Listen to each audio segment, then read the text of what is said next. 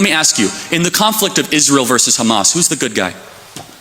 I believe both Hamas and the Israeli government are evil, but I think also that there is no justification. Are they equally? There is no justification for the murder and mutilation of thousands of innocent people and children. Well, let's the futile. Let's zero in on it. There is no justification, Mr. Kirk, for invading hospitals, for bombing innocent populations and dragging out a war which is damaging Israel and the West's security. You've made that point, but well, it's not a point, it's a moral truth, isn't it? Okay, yeah.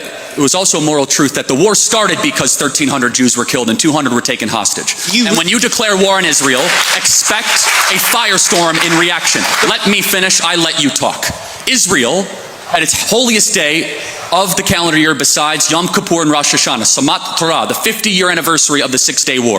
On Shabbat, Hamas invaded Israel, deciding to go recklessly to music concerts, to homes, to kibbutzes, and taking 200 plus hostages. They knew what they were doing. In one of the most cloistered urban environments on the planet, 2 million people live in a place where it's impossible to wage war. Impossible. Where they wear civilian clothing, they violate every tenet of the Geneva Convention, and the IDF, when they do something right, they get no credit. When they do life-saving surgeries of a Gazan child, they get no credit. When they drop leaflets, they get no credit. But when they happen to bomb a place where they are operating their military from, which we now know from third-party verified sources, hundreds of Hamas military operations are in mosques, schools, and hospitals. I'm sorry, the country where they were living in relative peace on October 6th, that all of a sudden we had a war, and Hamas started the war. And I don't see people that were really upset about the 2 million Germans that were killed in World War II, civilians. A tragic truth of war is that civilians die. I don't like it, and you don't like it. And they brought it upon themselves. The only operation and entity to blame